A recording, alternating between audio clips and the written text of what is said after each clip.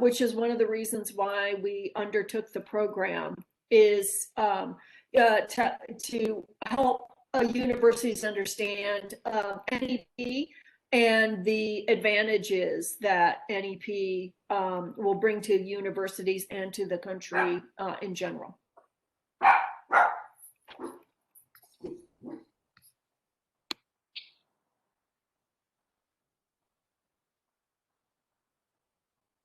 Kulkarni, I think the last time we met was in January at former Ambassador Shringler's residence for his farewell dinner before we all went into lockdown. I know. It appears so long ago now. It does. It does.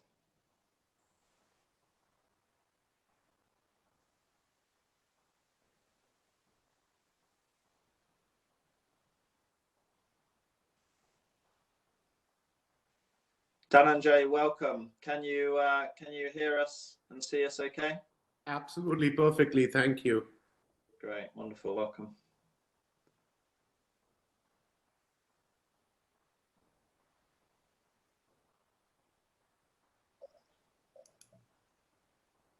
I think let's wait another 5 minutes for everyone to join, and probably we can start. Sohail from Troy, I see just arriving. Sohail, hello, can you hear us and see us? Can you hear me, Adrian? Yes, loud and clear. How are you, sir? Well, I just drove out of Walmart with a vaccine, so I feel pretty damn good. Congratulations. I'm pleased to hear that. You know, hey, they had a good event, and we're going to get it done. Great. Well, good to see you. That's why I'm not dressed with a loose shirt on, so, to go get the damn thing.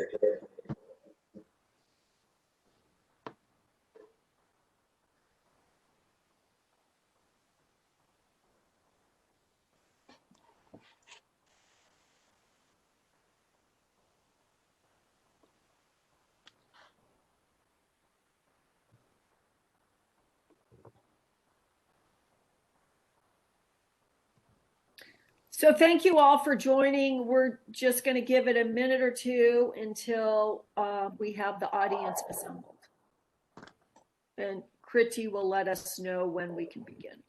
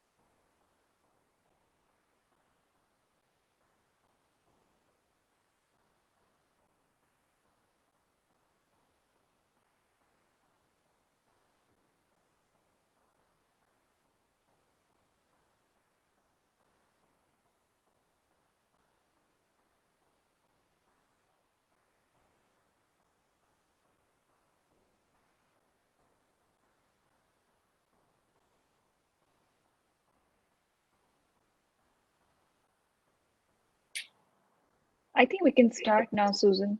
I think now the participants have trickled in, and I think they're trickling in. So I think we can start now. Okay, thank you.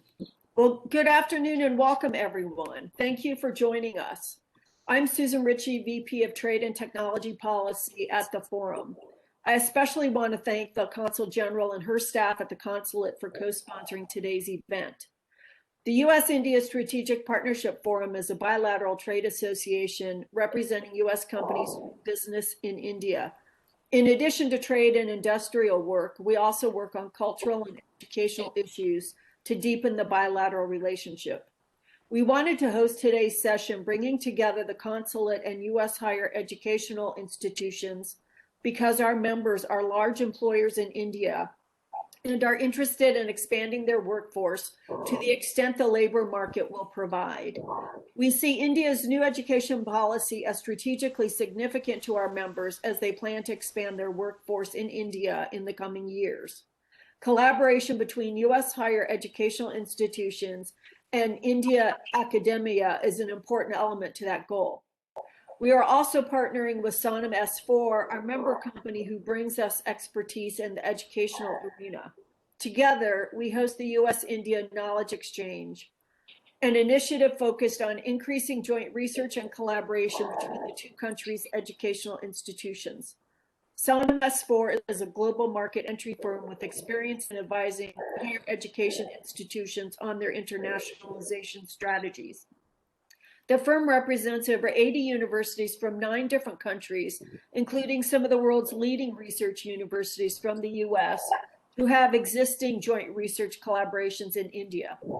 With the announcement of India's new education policy, Sanam S4 helps universities chart their strategy toward deepening their footprint in the country.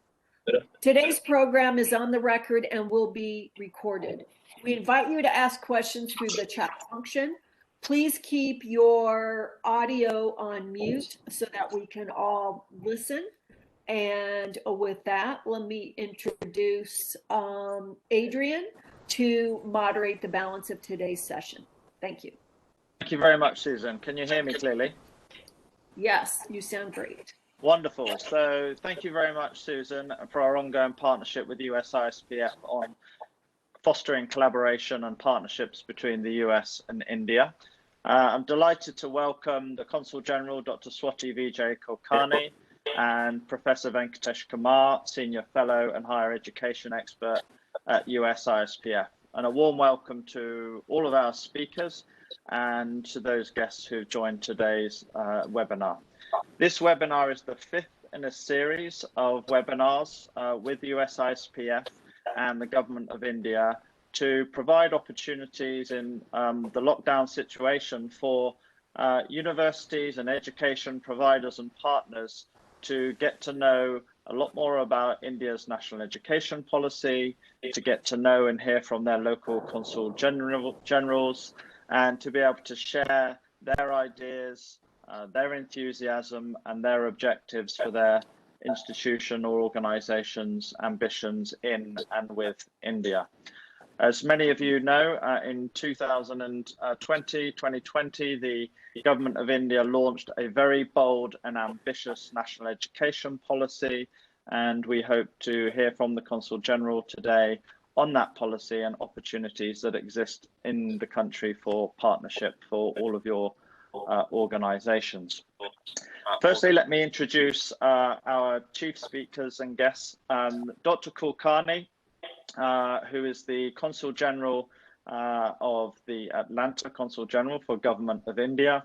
Dr. Kulkarni and I had the pleasure of sitting next to each other last January at the former ambassador's residence in DC before he took up his post as Foreign Secretary in New Delhi. And I'm very pleased that we've had the opportunity of meeting once again, albeit virtually. Dr. Kulkarni has been in the Indian Foreign Service since 1995, is India's first female diplomat posted to Atlanta, and is a medical doctor by training. And Dr. Kulkarni has over 20 years experience in the Indian Foreign Service, having the pleasure of working in London, Cape Town, Muscat, Port Louis, Mauritius, and Spain. In India, Dr. Kulkarni was the regional officer of the Mumbai Passport Office and worked on the Ministry of External Affairs agenda covering many European countries during her time posted in India.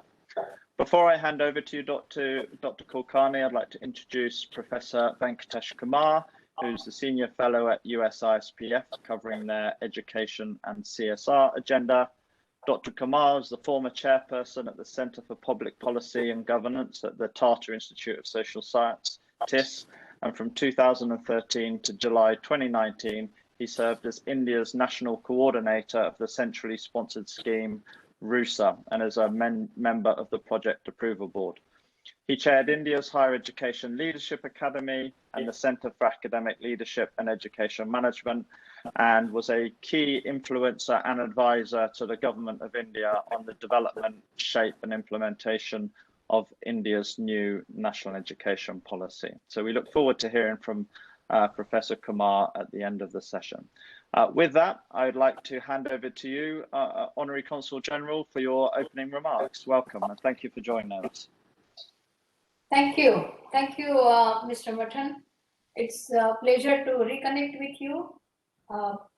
Suddenly one feels that 2019 was so nice and we met, and it feels that it's such a long ago, because everybody is virtually working, and think we are not meeting many people as we should have done in the past.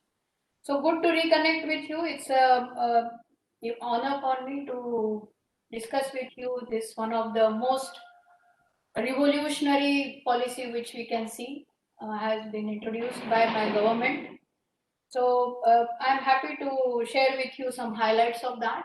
So the new education policy was approved by Union Cabinet in July 2020. When we were in the midst of the pandemic, my government thought that we have to utilize the crisis as an opportunity for all of us. And that was the whole idea of introducing slew of reforms, including the new education policy. So this is the first policy for the 21st century, which we have seen. And this replaces an old policy of basically the 1986, which we had. So this first policy, what is for our, the 21st century, is suited to 21st century needs, where technology takes precedence. And the policy has been formulated with a detailed consultative process. So we have seen the consultations which are unprecedented in depth and scales, because the consultation began in 2015, and we received suggestions from over, the suggestions which we received were more than 200,000 suggestions. They were received from our local bodies in the government, several thousand local bodies, and also the blocks and districts of 600 plus districts. So it's in that way a very, very detailed process. Consultations began the way I told you in 2015, and then one committee was there that prepared a small report, and then again a panel which was headed by our ex-chairman of ISRO, Dr. Kasturi Ranjan. He drafted it and gave it to my minister, union minister who deals with education. So the policy is really a very bold, the way you have said. It's very ambitious. There it's very transformational, and where it transforms everything: the school education, college education, vocational education. And it's keeping with my Prime Minister's aim of making India Ek Bharat, Shresth Bharat. That is what we call a pan-India level education system, where India will become a vibrant knowledge society, and it will become a global education superpower. So the policy is based on access, affordability, accountability, equity, and quality. So these are the pillars of the policy framework, and it is also aligned to 2030 Sustainable Developmental Agenda. So that's how the policy, the way we are looking at, will change the total educational landscape in India. So it starts from the ministry itself. The ministry, which we call now Ministry of Human Resource Development, it will change to simply Education Ministry. And the GDP allocation which government gives for education is currently 4% plus. So it will be increased to 6%. There will be also, the policy aims to increase the gross enrollment ratio. In schools education, it's 96% plus, it will be made 100%. And in higher education, we have 26% plus gross enrollment ratio. It will be made to 50% by 2030. So this policy also reduces the burden of education in, it's not a bulk or you can say sort of the content is not too high. It is continuous education will be given to the kids and more critical thinking will be encouraged. I'll give you some silent features of this policy, which we aim to implement from academic session 2022, because keeping fingers crossed, by that time COVID will be behind us. So let me share with you some highlights of policy vis-a-vis school education. So currently in India, the school education starts at the age of 6 years. Now it will, with this new policy, it will start at the age of 3 years.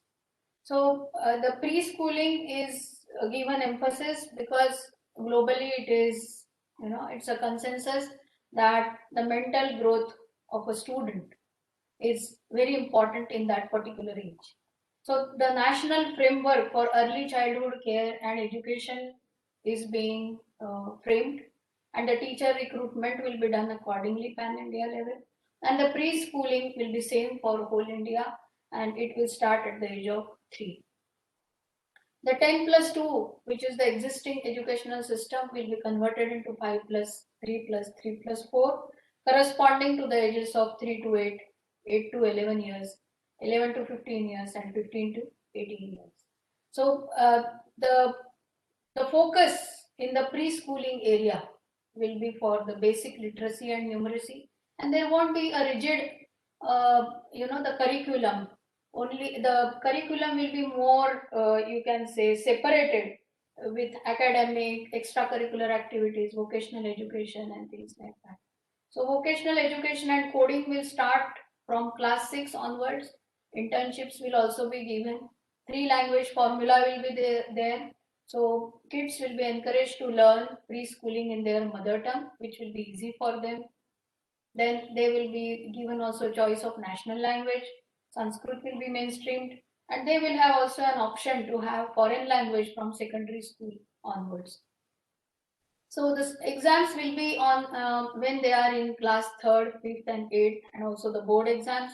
But the high stakes exams, will be made a little sort of a continuous evaluation, which will be semester wise. So 360-degree assessment is there, where the student will assess himself, his peers will assess him, the school teachers will assess, and of course the artificial intelligence also will complement this entire process. There is also the children with gifts and the children with disabilities, they are also accommodated. The system gives the, you can say, the needs have been taken into account, and the system will make sure that they are tailored into the regular stream, the way they will be accommodated. The special emphasis on those people who are backward, economically disadvantaged groups, socially and economically. So those regions and those groups, they also will be given focus with special education zones, where there will be gender inclusion fund will be established, and it will take care of those groups and those regions. The teachers will be recruited through common national front. There will be national professional standards for teachers, and it will be developed by National Council for Education. And of course, there will be state standards authority, which will see how the standards are kept in association with the center, because education is a concurrent subject in India. So the state standards authority will also be responsible for setting up the standards, also the oversight and the public accountability. So these are the highlights of the school system. And once the schooling is done, there will be common entrance exam for all the students to enter into the higher education, except medical and legal streams which students will choose. So these common entrance exams will be done by National Testing Agency, and that, let's say, it will, the way I have told you, it will start from academic session 2022. So for higher education also, there is a new and a forward-looking vision, where the current nomenclature, where we have universities like deemed to be university or affiliating university, that will be changed simply to university. And all the institutes will move from currently only we have IITs, like they are focusing on technical only. So all these institutes will move from the only one stream discipline to multidisciplinary approach, where the 3,000 or more students will be there. So IITs will also have streams like arts and humanities and vice versa. So it will be true for other technical institutes also. So the aim of government is to have a multidisciplinary institute in every district or a nearby place where the people can go and it will become easy for them. The undergraduate degree will be of 3 to 4 years, where there will be multiple entry and exit options from students. If you do 1 year course and if you don't have money, you can you can leave the course, come back again. So the 1 year course will have only certificate. Second year, if the student can do its diploma. Third year, bachelor degree, and the fourth year, research. And the postgraduate course will depend on how much undergraduate you have done. So if you have done 4 years, then postgraduate will be 1 year. And if you have done 3 years, then of course 2 years. So the people can keep their academic credit in the DigiLocker, that bank will be there. So there won't be a problem even if you leave and come back again, you have still, you can complete your course the way where you have left it. So these flexibility is there. Then higher education institutes will also again move away from high stakes examination. It will be continuous comprehensive evaluation of students. Then there will be change in the institutional architecture also. Currently the university nomenclature, the way I told you, affiliating and all that, that will be phased out in next 15 years, and a progressive mechanism will be implemented to have a graded autonomy to all the institutes. Once the institute gives independent degree, then board of governors will be there so that they monitor the independence and the autonomy of the institutes. They will also have a self-declared online relevant records on the web portal of that particular institute, which will again increase the accountability and transparency. Those higher education institutes, wherever they all will be established, they will all have libraries, laboratories, pleasant classrooms, and the campuses, beautiful campuses. That's the aim, and the technology will be used at all levels, including in the classrooms. The faculty will be recruited again through the central, the national level, and the faculty will also have a very, you can say, they can have a liberty to do their own curriculum within the approved framework. So this is as far as the institutional architecture is concerned, and the regulations, the regulatory system will be transformed. So there will be establishment of Higher Education Commission of India, which will be the main single and comprehensive coordinating body, which will have 4 verticals as far as regulation, accreditation, standardization, and funding is concerned. So the inspection procedure, which we have currently for inspecting various institutes, it will be done away with. Online self-declaration procedure will be there, and the institutes will have to upload that and have to tell how they are moving in that direction. The public and private institutes will have same standards. Private philanthropy will be encouraged, and the fees will have a, that maximum amount, how much you can charge, that particular red line will be there. So beyond that, no institute will be able to charge the fees. So this is as far as regulations of the institutes and the university is concerned. The other various important regulatory framework will be there to establish National Mission on Mentoring. So there will be a large pool of people, those mentors, you can say retired and senior faculty members, who can guide the institute or the teachers on a short-term or a long-term basis. That will be National Mission on Mentoring. That large pool will be available. Then there will be another National Research Foundation, which will encourage research.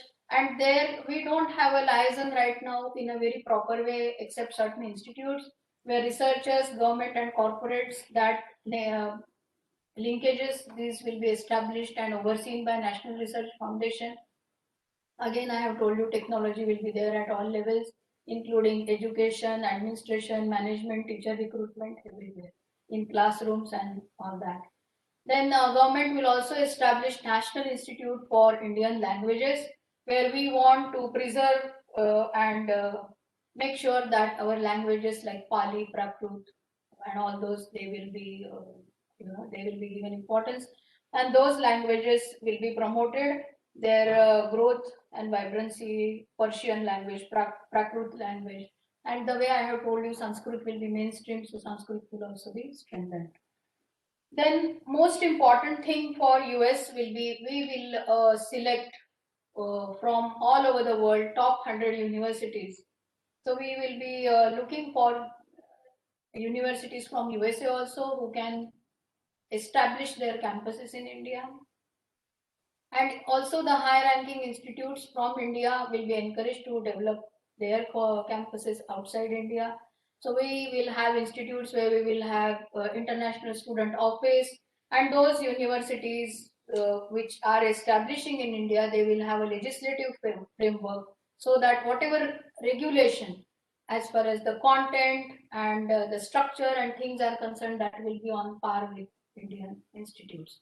So we are very happy that from our region also some institutes, if they are keen, we will be happy to mentor them and hold them once the legislative framework will be given shape by the government, and we expect that that will be sooner than later.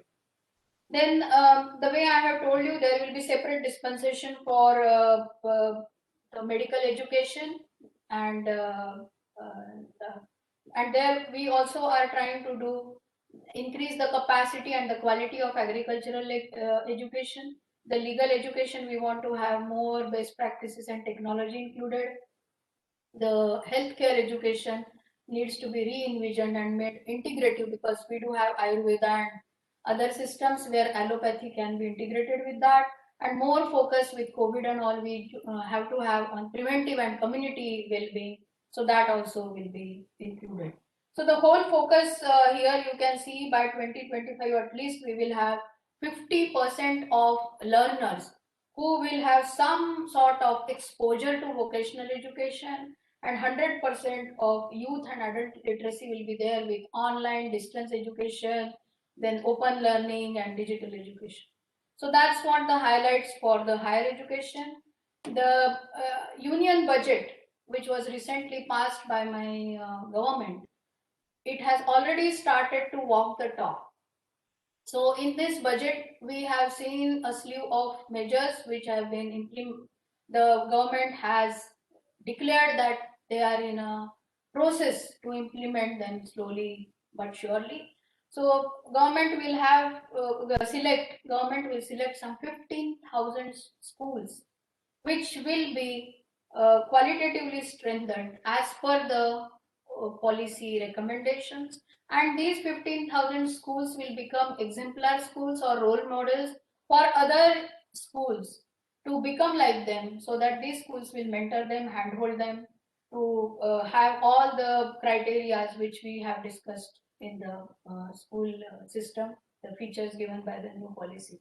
Then the government will also establish 100 Sainik schools, the army schools, where the education related to that particular field will be given.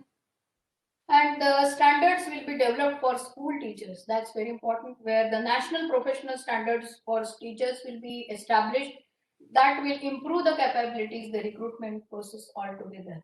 And there will be also legislative framework for setting up the National Research Foundation, then also the National Digital Educational Architecture, and also other framework for permitting dual degree, joint degree, the twining arrangements and things like that. So online modules and adult education, those several initiatives also will be encouraged by government. As far as the higher education collaboration between India and US is concerned, you are aware that education is a most important pillar of our partnership. So we have since 2 decades or more, we have seen strong linkages between India and US, and historically the component of higher education has seen lots of collaboration. You all know that we have 200,000 plus Indian students in US, and that's the second largest number. In my jurisdiction, we have 10,000 plus students.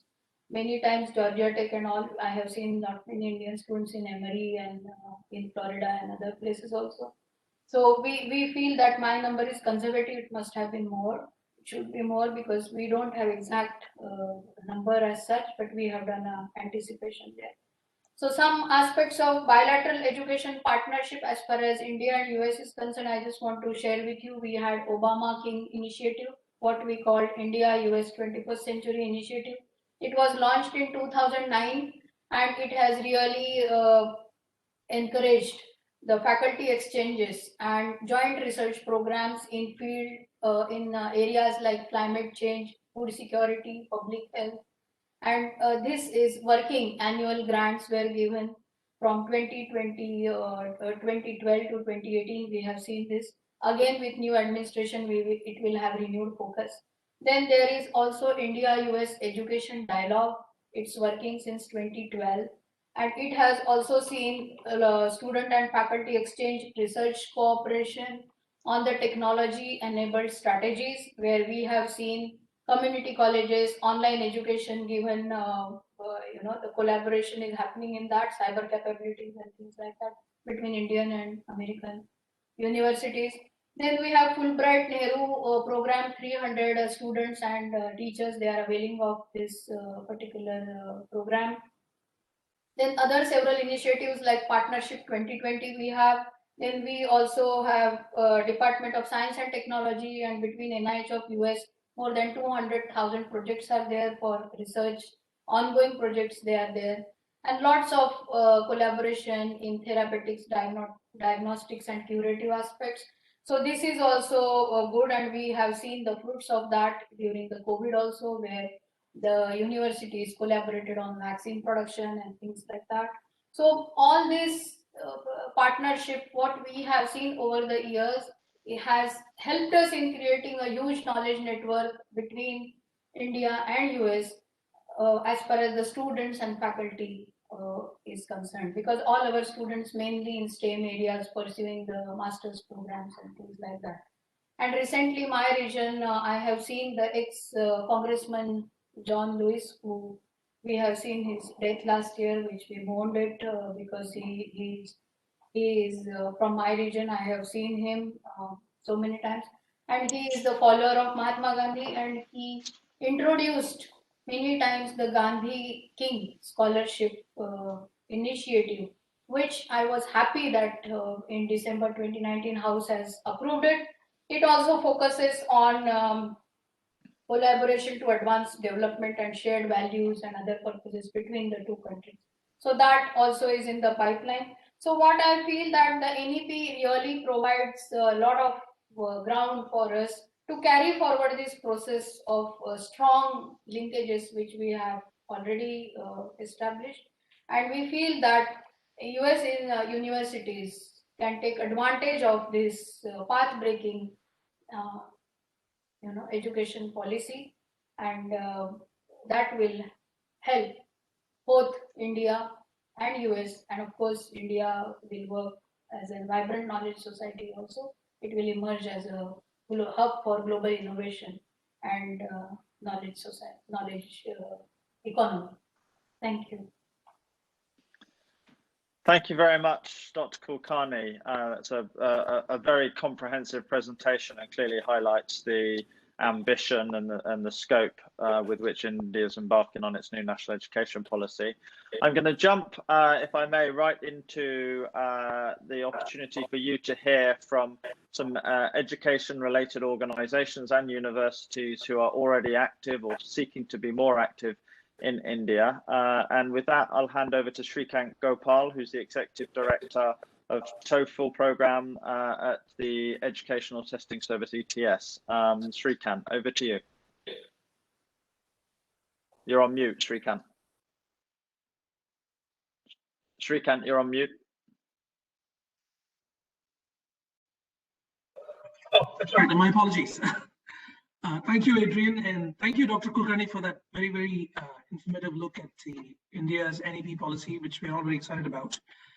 I wanted to make a few remarks about ETS and specifically talk about the TOEFL program, which I lead at ETS, and also make some remarks about GRE within the context of the India-US education partnership.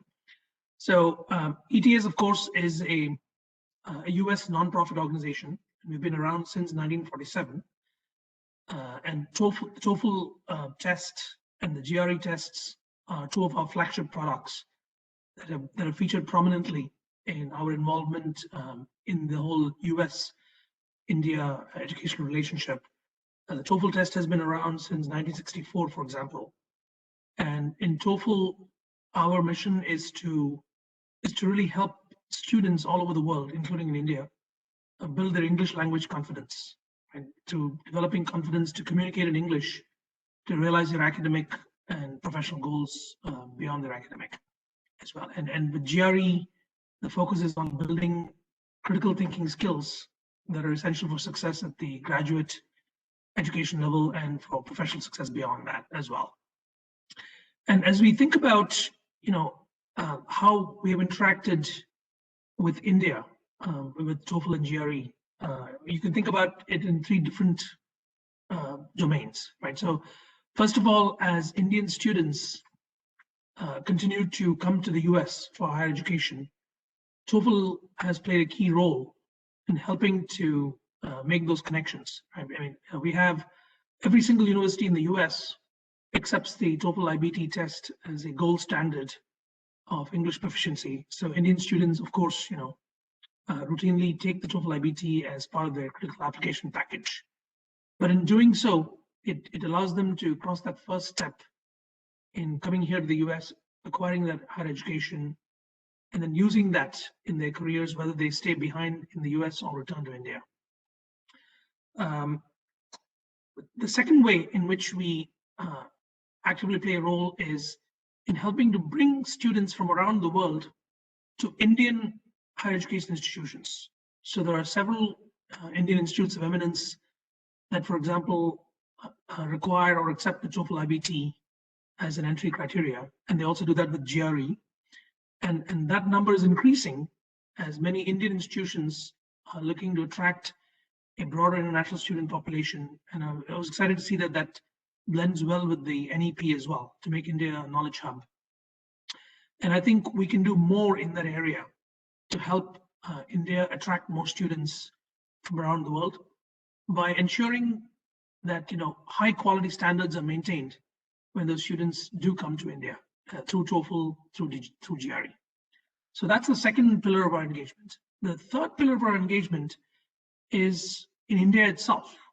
As India seeks to become a global knowledge hub and raise the capabilities, skills, and proficiency of its own citizens, we believe we can play a role in helping India to do that through, for example, raising the English proficiency levels of its citizens, but also teachers who play a key role in helping the students to become more proficient in English. And English, of course, is the global lingua franca, not only in the US-India context, but also within India. And we're excited about the opportunities afforded by the NEP for us to try to come in and explore ways to partner with the Indian government and various Indian stakeholders to see how we can do that. ETS is definitely the global leader in assessment in many different areas. But along with assessment, we also have a lot of expertise in learning, teaching, and they all work together in an ecosystem. And we are very happy to offer that expertise to our partners and stakeholders in India for mutual benefit. So those are some of the broad remarks I wanted to make. But if I can just take a couple of more minutes, I just wanted to emphasize a few things that we've done recently, especially over the last year. that further all these goals. So for example, when the pandemic hit all of us about a year ago, that greatly disrupted the plans of students in India, as well as institutions in the US that recruit and enroll those students. What we were able to do in ETS was quickly come out with versions of our TOEFL IBT and GRE tests that could also be taken at home by Indian students. So it's the same TOEFL IBT test, it's the same GRE test. People could take it safely at home, but we didn't compromise on a key aspect of these products, which is security. So therefore, we partnered with another company to provide what we call human proctoring. So somebody takes the test online, but there's another human being that is watching them and provide that security, and also to provide them assistance. So we've done well over 500,000 TOEFL and GRE tests taken at home around the world, and India has played a big role in this initiative over the last year, and that has greatly helped Indian students to keep their plans to come and study in the US or anywhere in the world on track, and it's definitely helped US institutions to continue with their recruitment and enrollment plans. And the final thing I'll say here, I want to be sensitive to the time of our other guests, is that last week we announced a second TOEFL test called Toefl Essentials to complement the TOEFL IBT. Now, the test is not going to be available to students until August of this year. So we have actually communicated with our university partners that we're going to be doing this. But Toefl Essentials is actually a 21st century test. It's first of all much shorter. It's less expensive, and it's a much more student-friendly test, while maintaining the high quality standards that people expect from ETS and from TOEFL. But we wanted to do this because we wanted to break down barriers for students, and within the Indian context, we think Toefl Essentials will open up new opportunities for students, especially from tier 2 and tier 3 cities, rural areas, many of whom might find TOEFL IBT somewhat intimidating, right? So we wanted to retain the quality, but open up access for many more students around India. And we hope that that will help them to connect with opportunities in the US and elsewhere. But also, as Indian institutions now attract students from around the world, something like Toefl Essentials breaks barriers for those students as well, to be able to access high quality Indian opportunities in a reasonable way. So that's just an exciting development we wanted to share with you. And we really look forward to partnering with stakeholders in India and the government in India to contribute to the success of the NEP. Thank you, Shrikant. Appreciate your remarks. Now I'd like to take the opportunity of introducing a good friend, Dr. Kiki Karusan, who's the Associate Professor and Assistant Vice President for Research, Innovation and Global Affairs at the University of South Florida down in Tampa. Kiki, welcome. Thank you, Adrian, and thanks to the organizers for giving us the opportunity to engage with each other and with you, Dr. Kulkarni. It's an extreme pleasure to be able to hear from you about the NEP and the opportunities there. The University of South Florida is a large research metropolitan university on the west coast of Florida. We have 3 campuses located in Tampa, Sarasota, and St. Pete. And we are very, very proud of our track record recruiting international students and providing an environment in which they're successful. We have over 700 Indian students currently at the university in undergraduate and graduate programs. And India is represented as the #1 home for students in our graduate programs and #2 for undergraduates. And I can say without hesitation that our students who join us from India are involved in all aspects of campus life, not just academics, but all the co-curricular opportunities that we provide. And it's we have a very strong commitment to maintaining 10% of our student population as international students. So for the University of South Florida, that international dimension of our student enrollment is critically important, and India is a very, very important destination, not only for students coming to the university, but also students who are looking for experiences abroad.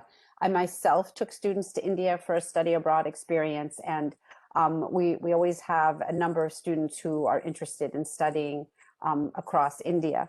Through our partnership with SanMS4, which is very strong and very productive, we have a team on the ground in India of 3 individuals who not only help us with recruitment, but are integral to our international student success efforts. And so they are there to not only help students in India understand what the University of South Florida has to offer, but also as a resource to students and their families as they're moving through their careers at USF. So Dr. Kulkarni, I loved the idea of India as a global education superpower. I think that's fabulous. I think we should all aspire to that. And from the University of South Florida, we are thrilled at the opportunity to connect in different ways with institutions in India, with the government in India, and we look forward to those shared opportunities and ways that we can connect with students in avenues other than students coming to study at USF, physically mobile, and students traveling to India. And we hope that once the pandemic is controlled, that we're able to host you at the University of South Florida at one of our beautiful campuses. And we look forward to working with SanMS4 and with you to advance these really wonderful initiatives that are articulated in the National Education Plan. So thanks, SanMS4. Thank you, Adrian, for giving me a few minutes to talk about the University of South Florida. And we look forward to the next chapter of our engagement. Thank you, Kiki. I'm sure the Consul General will take you up on your kind offer to visit what is a very beautiful campus down there in Tampa when circumstances allow. We would absolutely love it. Moving on, thank you. Moving on to another dear friend, Toefl Essentials, who I've had the pleasure of traveling through India with, accompanied by University of Troy's president, Professor Jack Hawkins. Toefl is the Associate Vice Chancellor for International Operations at Troy University. Toefl, welcome. Thank you, Adrian, and thank you, Dr. Kulkarni, for giving us your time today. I think it's really important to recognize the fact that you have a busy schedule and you've taken time to listen to us so we can work collaboratively together to improve opportunities for both countries in the realm of education.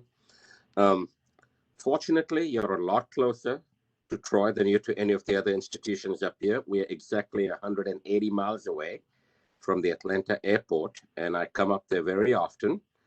In fact, I think there's a home in the Buckhead area with a really, really large flag.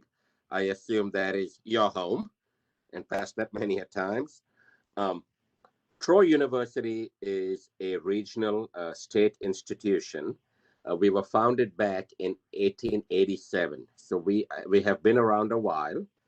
We are considered a regional institution, and we are considered a teaching institution, even though we have 3 doctoral programs, including one that we have recently launched in global leadership, entirely online. Our Chancellor, Dr. Hawkins, has been here for 32 years. About 1 year less than I have been here. I have been here a year longer than him. I remind him that often. And I came here as a student from India. And believe it or not, my first job was in the dish room, and now I'm the Vice Chancellor for International Operations. So it's a place where opportunity does pay off, hard work does pay off. We have 5 schools, several specialized accreditations.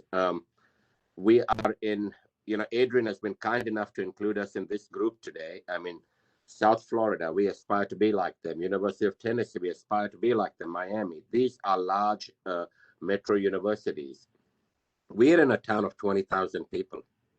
We're in a small, safe town, and our students come here mainly for business, for accounting, for economics, computer science, nursing, psychology, and these we prepare them for the workplace. We are often considered Alabama's international university, and in fact, just last week, we were featured on a TV show in China for 2 minutes. We have the Terracotta Warrior Park on campus. We have the largest collection of the Terracotta Warriors outside of Xi'an, China. These are replicas, and we have a big park, and a lot of folks come from all over the area to see this, but we were on that show for 2 minutes, And as I understand it, they had over 80 million people that watched that. So when I took this position about a little over 2 years ago, I saw all the Chinese students up here, and I didn't see too many Indian students. So we had to.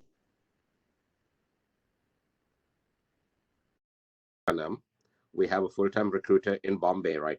I still call it Bombay. I'm sorry. That is what it was when I left, but we still have a full-time recruiter there, and we hope to get about 100 students from India annually at the undergrad and graduate level.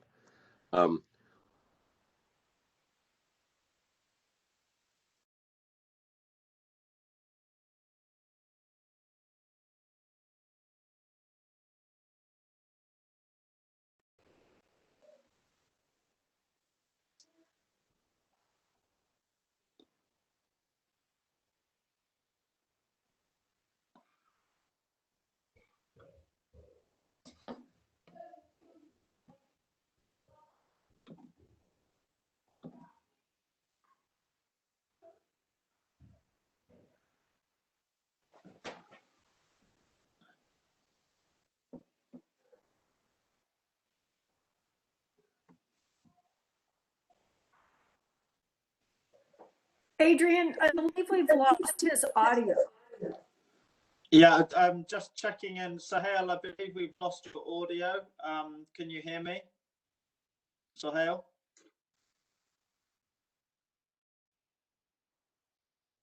Sohail, we've lost your audio. I'm not sure if you can hear me, but I think we all lost you.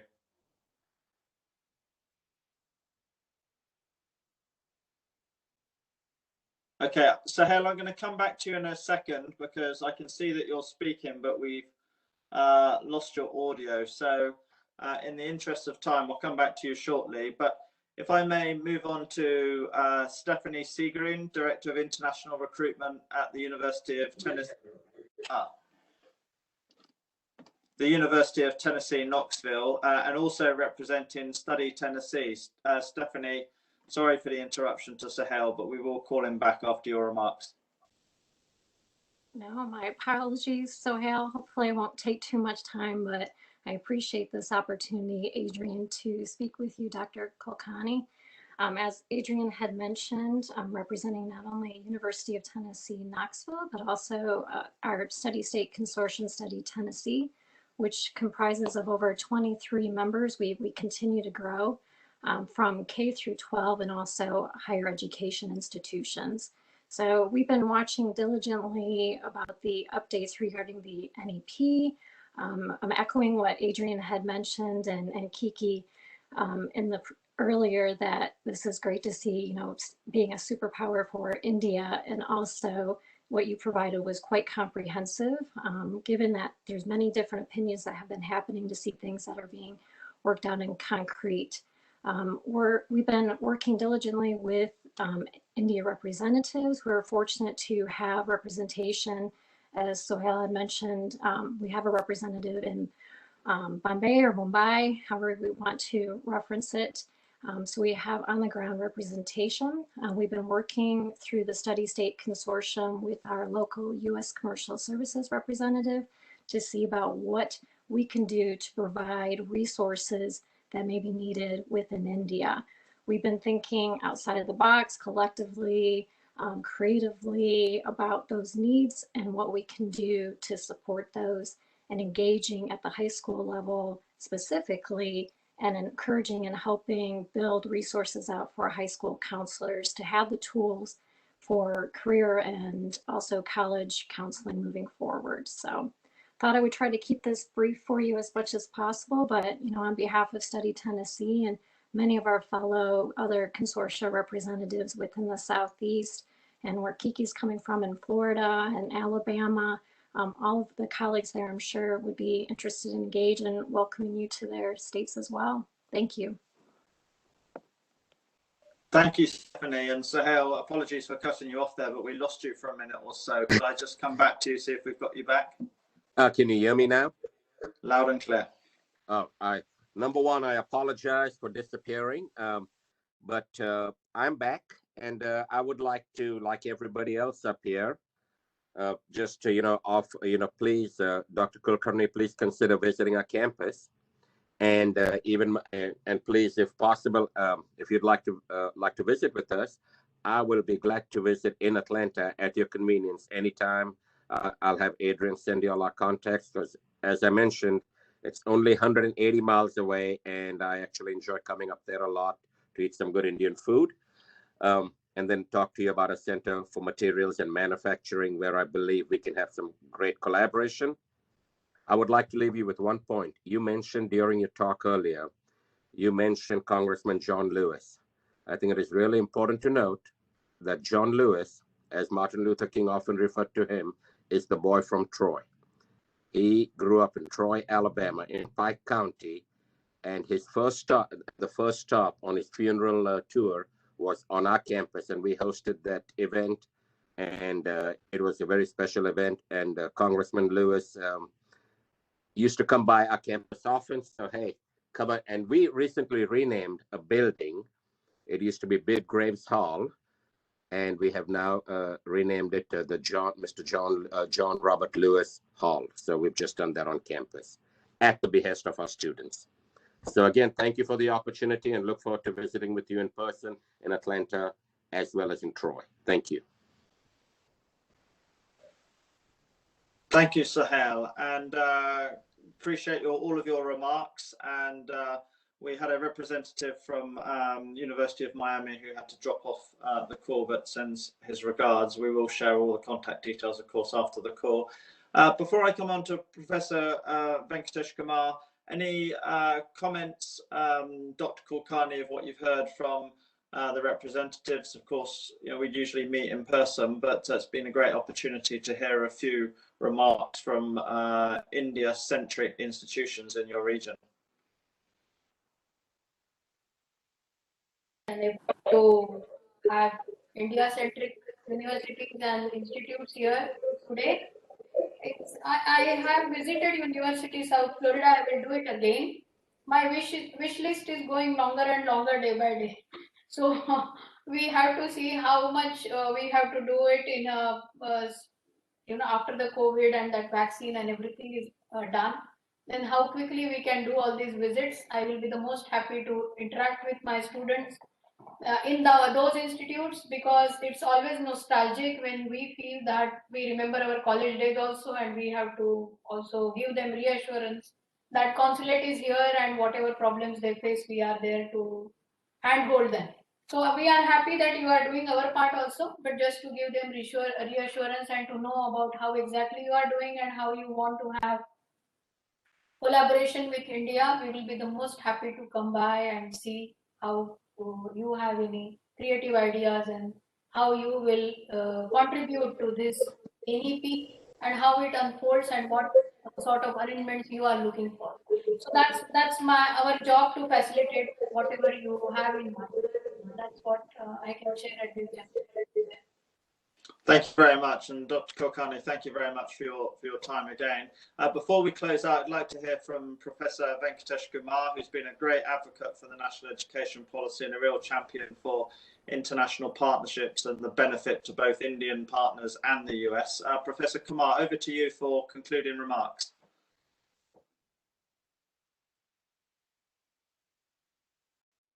Professor Kumar, you're on mute.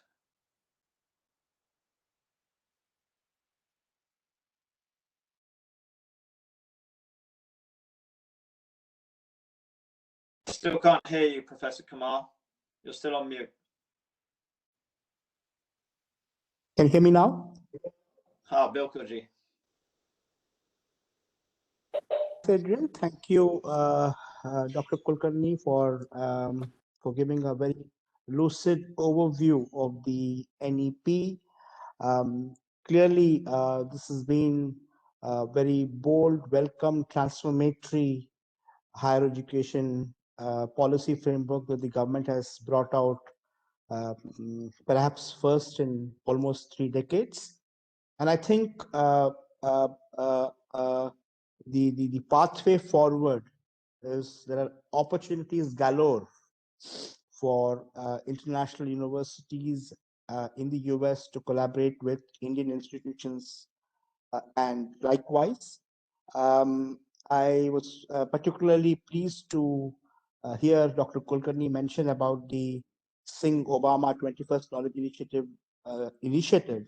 And for the purpose of the audience, I want to state that I was the first, grant awardee in 2012 with my colleague, Professor David Feingold from Rutgers. And this was in the domain of higher education. And our work was around talent development, capitalizing talent and how talent can actually enhance Indo-US relations.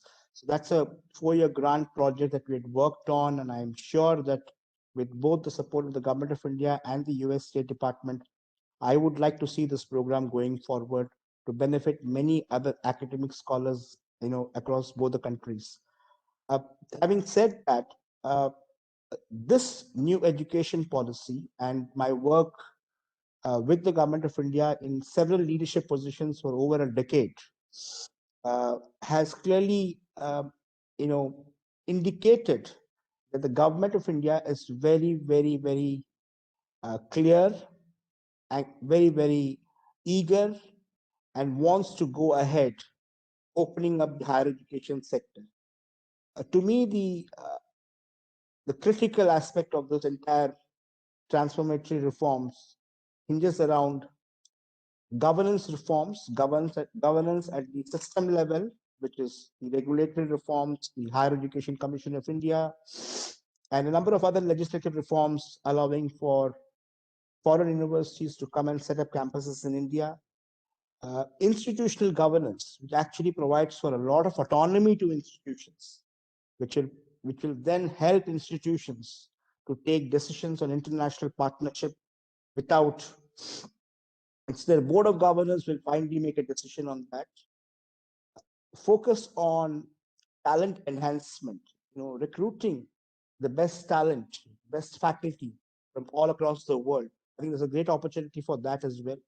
And resource mobilization. We always must remember that there are limits to what government can fund. Government cannot be funding in perpetuity. So there are a lot of provisions in the NEP which calls about alternative ways of resources mobilization. I think a lot of those learnings can be made from the way US universities actually run their university campuses. So to me, this is a very exciting phase, and the NEP is clearly going to be showing the pathway for a shift towards quality, towards student learning outcomes. And I feel very upbeat about the strong possibilities for international collaboration going forward. I'm sure some of you must have already heard that there are going to be some regulatory announcements, in the upcoming weeks to months on joint foreign degrees, on dual degree program, on twinning arrangements. And I do feel that there's an opportunity for greater cross country engagement in higher education. The regulatory reforms allowing for foreign universities to come and set up campuses in India will take some time, obviously, because of the legislative processes. But I'm very confident that over the next 2 to 3 years, India will certainly be a global destination. And the current government is very, very conscious about allowing for quality institutions to flower. So I will stop here, and thank you very much, Adrian, for giving me the opportunity. Thank you very much, Dr. Kulkarni, for, again, a very good presentation. Thank you. Thank you. If I may call on Susan at USISPF for the vote of thanks. Thanks, Adrian, and many thanks to the Consul General. That presentation you made was well organized and articulate, and I have to say, having done 5 of these now, it was the best in explaining NEP and the way forward. So we really thank you and your staff for that. Also, big thanks to cities and to ETS for your participation today. You all brought very interesting opportunities to the table, as well as information about your endeavors going forward. And a big thanks to Sonam S4, Adrian, and Michael for the expertise that you provide, for having the foresight to do these events. We appreciate your knowledge of the education landscape and what you bring to our membership in terms of that knowledge and our partnership in the U.S.-India Knowledge Exchange. Thank you to those of you who joined us. And with that, let me wish everyone a good rest of the day. And please feel free to reach out to us if you need introductions to anyone on this call. Thank you.